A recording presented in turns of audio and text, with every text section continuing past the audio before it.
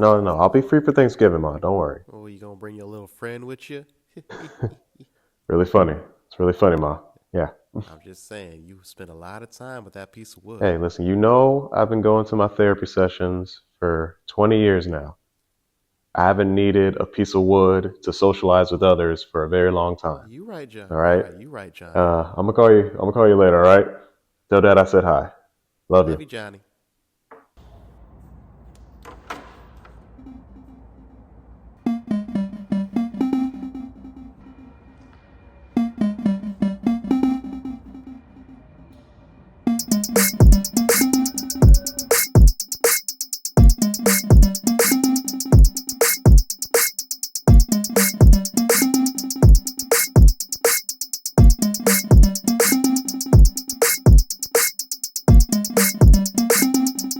Welcome, Schmelcom.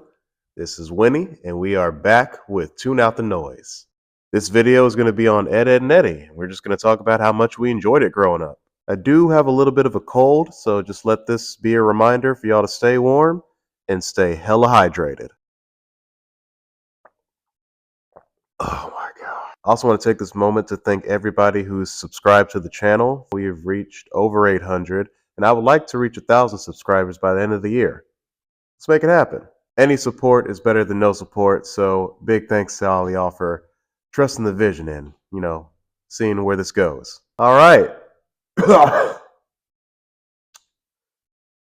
Let's get into this classic. One of Cartoon Network's biggest gems, aired in 1999 and has 6 seasons. 3 adolescent young boys, Ed, Edd, and Eddy, trying to hustle and get a quick buck during the summertime in a cul-de-sac. The show was such a classic, it got its own video game on PlayStation 2. To this day, it is hands down one of the best Christmas gifts I ever received. It was one of those cartoon video games where it came out at the right time and provided just the right amount of fan service that you could think of, especially when you earned Ed's costume Edzilla. Ed was the simple-minded muscle, Double D was the brains, and Eddy was the entrepreneur. All 3 of them had a difficult time fitting in, Ed being the dumbest, Eddy being the most selfish, and Double D being the most mature emotionally and intellectually. With Double D being the most mature and the smartest, it was hard for him to relate to all the other kids. It's like if Jaden Smith was in the cul-de-sac. And I look and I go around sometimes and I hang out with other people that are my age and they're just kind of just yeah.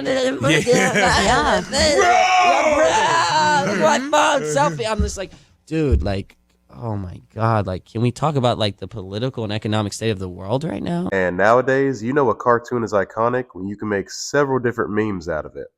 Ed was my personal favorite of all the Eds, and if I wasn't sick right now, I would do an impression. Ballet! Sarah, no! Don't tell Mom! Have mercy of the turkey!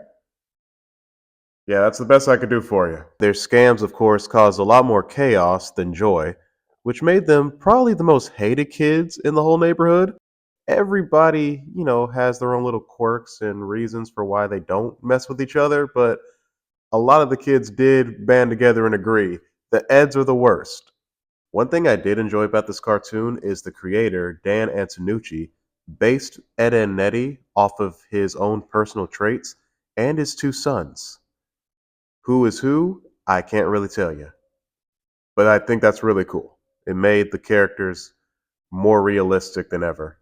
Even the other characters like Kevin, Naz, and Rolf are all based off people he grew up with. Dan had quite the imagination, and we got to see that imagination through all of Ed's scams.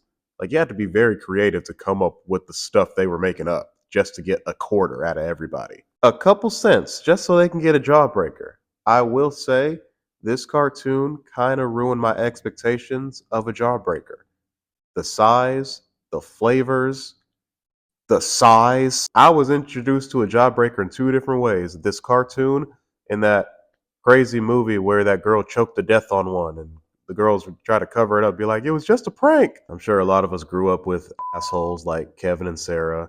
We all know that one foreign student like Rolf who you're not entirely sure where they're from, but every time they talk, it's pretty funny. I've had the misfortune of having my very own canker sister in like the 3rd grade, and I received a lot, and I mean a lot, of unwanted affection. I'm pretty sure the only time we were okay with the Kanker sisters' Diddy-like tendencies is when they attacked Eddie's older brother, who we all found out is just a huge.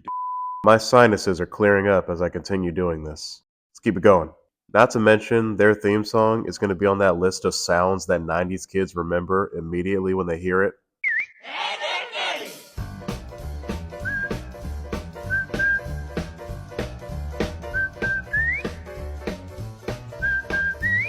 When I grow old and have dementia, just play this song to get me back where I was. Speaking of old people, let's talk about the episode Take This Ed and Shove It.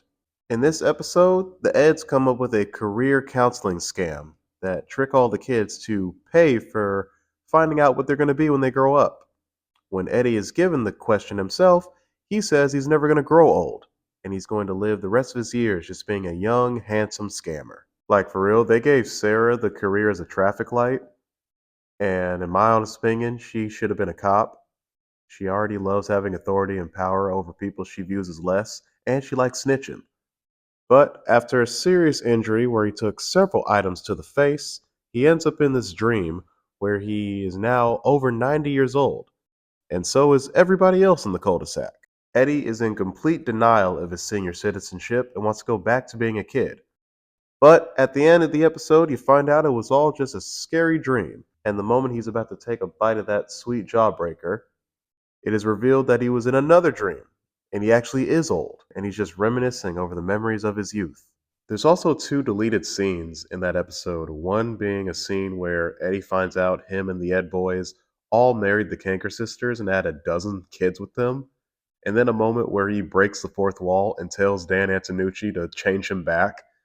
And personally, I thought those things were kind of funny. I wish they kept those. Okay, you can wake me up now, Mr. Cartoon Director. Hey, Antonucci, wake me up! Wake me up and I'll give you a shiny new quarter.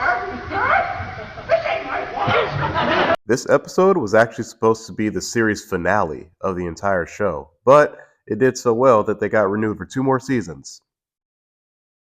Go figure. But we ended up getting the Big Ed Picture Show movie, so I guess it kind of worked out. My takeaway from that episode was don't waste your future trying to stay in the past. While we do have good memories as a kid, you don't want to neglect the good, if not better, memories you'll have when you become an adult. Also, for anybody curious about the plank and whether I got this for the video, I've actually had this for a few years. One of my best friends dressed up as Johnny for a Halloween party, and he let me keep the plank. Thanks again for the plank, Lawrence. This video is dedicated to you, bitch. It's fine, real best friends can talk to each other like that. He agrees. He agrees. As far as nostalgic, can you not rub your ass on me? This is definitely one of those cartoons that help you remember a simpler time, but don't let it get in the way of the good times you can make right now. Hey, anything you want to tell the world? You pick up all that purrs, yeah? Yeah.